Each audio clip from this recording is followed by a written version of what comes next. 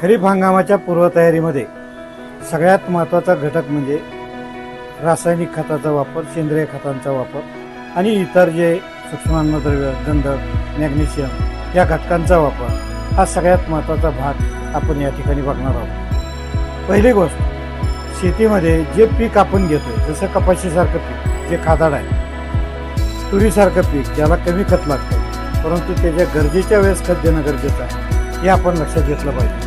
बाजरी पेरताना खत आणि 25 दिवसांनी खत हे प्रत्येक पिकाचं वेगवेगळं खत व्यवस्थापन आहे.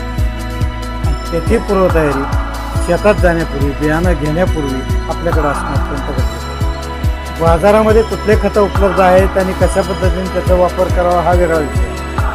तर ज्या पद्धतीनं मिळेल त्या पद्धतीनं खताची उपलब्धता करून घ्यायची आणि त्या पद्धतीनं काम करायचं हा सगळ्यात महत्त्वाचा देश. पहिली गोष्ट, कपाशी सगळ्यात मोठं क्षेत्र कपाशी आणि सोयाबीन या पिकाखाली आपल्याकडचं आहे. त्यामुळं कपाशी व्यवस्थापनाकडं आपण आधी लक्ष देऊया.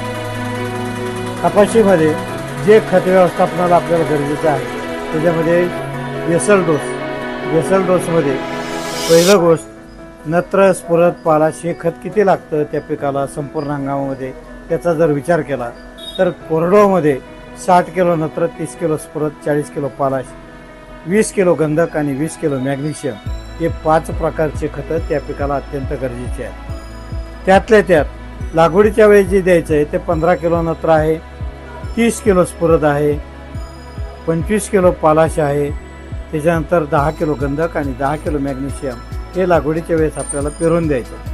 मग जर असं खत द्यायचं असेल तर 10-26-26 सारखं खत एकरी 2 बॅग, 20-20 झिरो घेतला तर 2 बॅग 20-20 झिरो, अर्धा बॅग पोटॅश, त्याच्यानंतर 15-15 घेतलं तर 3 बॅग 15-15च्या किंवा 12-32-16, 14-35-14 सारखे खतं घेतले ते एकरी 2 बॅग हे कंपल्सरी घ्यायचे. त्याच्यासोबत सल्फर 10 किलो कंपल्सरी वापरायचे आणि मॅग्नेशियम सल्फेट हे 10 किलो कंपल्सरी वापरायचे. सूक्ष्म अन्नद्रव्याची कमतरता लक्षात घेऊन सूक्ष्म अन्नद्रव्य 10 किलो हे प्रति एकरी हे कंपल्सरी आपण लागवडीच्या वेळेस देणं अत्यंत गरजेचं आहे. हा झाला एकरी 30 क्विंटलपर्यंत कापूस उत्पादनासाठी लागणाऱ्या खताची मात्रा.